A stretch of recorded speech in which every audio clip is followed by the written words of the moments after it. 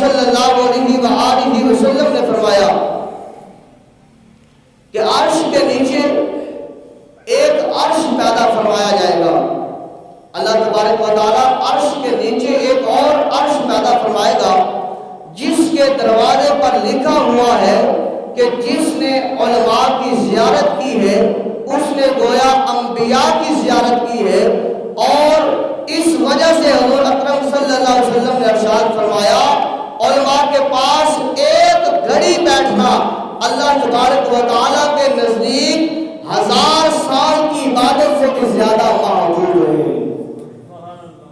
علماء کی بارگاہ میں ایک گھڑی بیٹھنا آقا کریم صلی اللہ علیہ وسلم نے فرمایا 1000 سال کی عبادت سے بھی زیادہ افضل اعلیٰ ہے.